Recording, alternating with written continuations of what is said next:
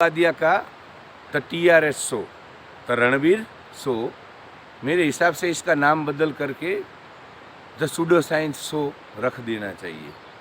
मेरे हिसाब से न मात्र भारतवर्ष का परंतु पूरे विश्व का सबसे बड़ा छभ्य विज्ञान को प्रमोट करने वाला यह शो है।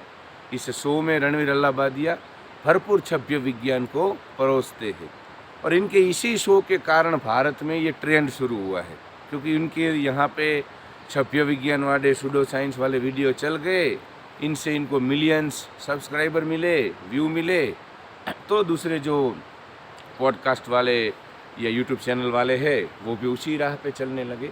तो मेरे हिसाब से रणवीर अल्लाबादिया भारत में सूडो साइंस के पोस्टर बॉय हैं। आज के वीडियो में जिनका खंडन करना चाहता हूँ, उस पॉडकास्ट में रणवीर अल्लाबादिया और श्री एम करके एक योग क्रिया योग शिक्षक है जो कि क्रिया योगा सिखाते हैं।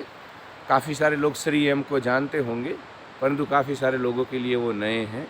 तो श्री एम और रणवीर अल्लाबादिया का ये पॉडकास्ट है जिसमें दोनों खूब मतलब ऐसे ही मन घड़त चमत्कार और पूरा का पूरा जो 1.5 घंटे का जो इनका ये पॉडकास्ट है वो पूरा का पूरा अंधश्रद्धा और चमत्कार और भरपूर सूडो साइंस, मतलब 100% 200% सूडो साइंस उसमें है। अब पूरा पॉडकास्ट तो बड़ा है, इसका खंडन करने के लिए तो हमें भी 1-2 घंटा मिनिमम चाहिए, परंतु इसमें से मैं धीरे धीरे करके कुछ क्लिप निकाल करके इसका खंडन करूँगा। आज मैंने 2 क्लिप निकाली है उसमें से, और एक क्लिप में जो श्री एम है क्रिया योग शिक्षक, वो अपने हाथ में से ऐसे अचानक रुद्राक्ष बनाते हैं बीच पॉडकास्ट में, और फिर रणवीर अल्लाबादिया एकदम आश्चर्यचकित हो जाते हैं और इनकी इस चमत्कार की वो सराहना करते दिख रहे हैं। दूसरी जो क्लिप है उसमें वो श्री एम बताते हैं कि कैसे वो अपने गुरु के साथ कैलाश मानसरोवर जा रहे थे और नेपाल और तिब्बत के बीच में कहीं जंगल में उनको हिमालयन यति के साथ उनका एनकाउंटर हुआ और हिमालयन यति ने इनको कुछ खिलाया। तो इस प्रकार की बातें हैं इस दोनों क्लिप में, इसका आज हमें खंडन करना है। उससे पहले मेरे प्यारे दोस्तों, आप सभी से मेरी दरख्वास्त है कि मेरे चैनल को ज़्यादा से ज़्यादा सब्सक्राइब करो, क्योंकि सूडो साइंस को बेचना ही चाहिए भारतवर्ष में, परंतु तार्किक रेशनल बातें करनी है, सनातन के सच्चे मूल्य और आदर्श के बारे में अगर बात करनी है तो कहीं ना कहीं उसको देखने वाले लोग कम हैं। तो जो भी ये वीडियो देख रहा है प्लीज़ मुझे सपोर्ट कीजिए। दूसरा, हम जब किसी आध्यात्मिक गुरु या पंथ में रहे छभ्य विज्ञान या अंधश्रद्धा का खंडन करते हैं तो हम सनातन विरोधी नहीं हैं, हम हिंदू विरोधी नहीं हैं, हम सनातन के सच्चे संतान हैं और हम चाहते हैं कि सनातन उसके मूल रूप में भारत के लोगों के सामने जाए। इसी चैनल का उद्देश्य है। व्यक्तिगत हमारी किसी से दुश्मनी नहीं है, परंतु जहाँ कहीं पे भी सूडो साइंस देखेगा उसका खंडन होगा। तो दोस्तों, ये दोनों क्लिप के बारे में बात शुरू करता हूँ, जिसमें रणवीर अल्लाबादिया और श्री एम जो क्रिया योग शिक्षक है वो दोनों बातें कर रहे थे। पहली क्लिप में दोनों बातें कर रहे होते हैं श्री एम और रणवीर अल्लाबादिया, और अचानक ही श्री एम अपने हाथों से ऐसे रुद्राक्ष निकालते हैं। श्री एम बातें कर रहे थे कि कैसे ऋषिकेश और देवप्रयाग के बीच में जब वो साधना कर रहे थे तभी इन्हें कोई हिमालयन योगी मिला और उसने अचानक अपने हाथों से रुद्राक्ष बना दिया। श्री एम बोलते हैं कि उन दिनों में इनके लिए बड़ी ताज्जुब की बात थी, इनके लिए बड़ी अचरज की बात थी, परंतु आज वो खुद भी ऐसा कर सकते हैं। ये इनके लिए बड़ी बात नहीं है, या भारतीय अध्यात्म में रहे काफ़ी सारे योगियों के लिए ये बड़ी बात नहीं है। तो इस प्रकार से फिर वो बात करते उसमें दिखते हैं, और ये बात जब कर रहे होते हैं श्री एम, तब अचानक ही वो अपने हाथ से रुद्राक्ष ऐसे बाहर निकालते हैं। तो इसको देख करके आप रणवीर अल्लाबादिया के एक्सप्रेशन देखना, ऐसे ऐसे करके, मतलब वो पूरे आर्टिफिशियल एक्सप्रेशन है, पर वो उनको दिखाना था कि मैं तो आश्चर्यचकित हो चुका हूँ और अरे ये क्या हो गया। 1-2 मिनट तक ये नाटक रणवीर अल्लाबादिया के एक्सप्रेशन का चलता है। फिर वो श्री एम यहाँ पे नहीं अटकते, वो बोले मैंने रुद्राक्ष तो ला दिया, परंतु अगर तुम्हें इसमें हॉल करना है तो हॉल भी कर देता हूँ। फिर ऐसे फूंक मार के वो अंदर हॉल करते हैं, मतलब ऐसा क्लेम करते हैं।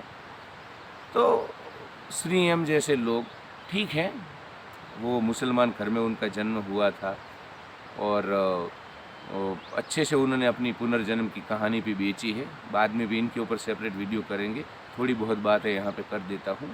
श्री एम का जन्म दक्षिण भारत में हुआ था मुसलमान परिवार में, परंतु वो बताते हैं कि मेरे पुनर्जन्म में मेरी साधना और मेरी जीवन मुक्ति हुई नहीं थी, इसलिए मैंने फिर से जन्म लिया है।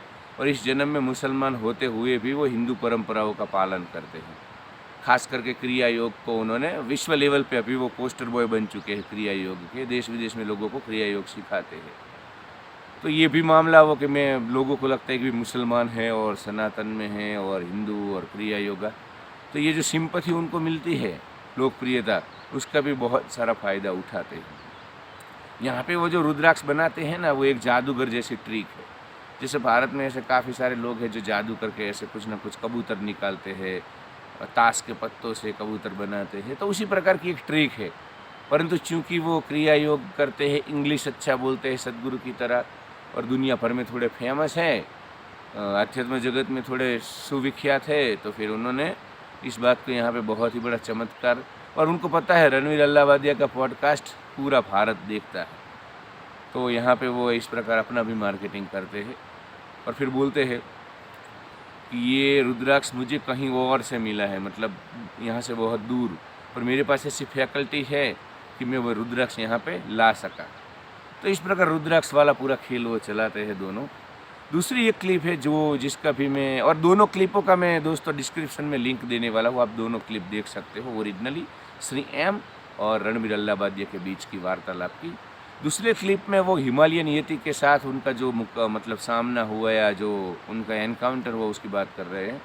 वो बोल रहे हैं कि मैं कैलाश मानसरोवर जा रहा था अपने गुरु के साथ, और रात में कहीं बीच में रुके हुए थे हिमालय में, और उनके पास लालटेन थी, जो गुजराती में फानस बोलते हैं, वो लालटेन थी, और उसके प्रकाश में वो शाम को वहाँ पे किसी कुटिया में थे, किसी योगी की, किसी साधक की। तो श्री एम बोलते हैं कि उनको बहुत बुखार आ रहा था, और ऐसा बुखार था वो कि हिमालय में जो इस प्रकार का बुखार जिसको होता था वो आदमी फिर रिकवर नहीं होता था, उसके मृत्यु के चांसेस बहुत थे।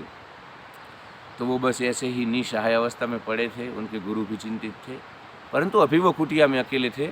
अचानक कोई ऐसा बड़ा मतलब जानवर जैसा फरी, वो बोलते कि फरी इंसान जैसा पर जानवर जैसा ऐसा कोई आया जीव, और उनको कुछ खिला करके थोड़ी ही देर में चला गया। उनको वो जो चीज़ खिलाई उसका स्वाद उनको कड़वा लगा, और फिर श्री एम बोलते मैं बहुत ही डर गया था, परंतु कुछ ही पलों में वो वहाँ से चला गया। फिर दूसरे दिन उन्होंने अपने गुरु से बात की कि इस प्रकार का घटनाक्रम हुआ, तो उनके गुरु ने बोला कि तेरे ऊपर परमात्मा की कृपा हुई है, तू जिस बुखार से जूझ रहा है वो उसमें लोग मर जाते हैं, तो ये मेडिसिन है हिमालय की, और ये यति था। मतलब श्री एम यहाँ पे बहुत सारी चालाकियाँ करते हैं। एक तो उनको क्लियरली नहीं बोलना है कि वो यति था, पर वो ऐसे करते कि नहीं जानवर तो नहीं था, क्योंकि भालू ऐसे इंसान की तरह नहीं चल सकता है, इंसान जैसा ही था पर साइज में बड़ा था। तो स्मार्टली वो जो यति का डिस्क्रिप्शन है ना, यति का जो विवरण आता है उसी प्रकार का विवरण करते हैं कि जो चीज़ उन्होंने।